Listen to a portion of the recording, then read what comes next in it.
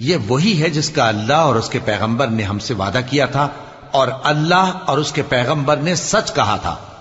اور اس سے ان کا ایمان اور اطاعت اور زیادہ ہو گئی۔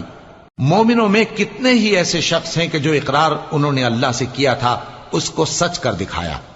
پھر ان میں بعض ایسے ہیں جنہوں نے اپنی نظر پوری کر دی، یعنی جان دے دی، اور بعض ایسے ہیں کہ انتظار کر رہے ہیں، اور انہوں نے اپنے قول کو ذرا بھی نہیں بدلا،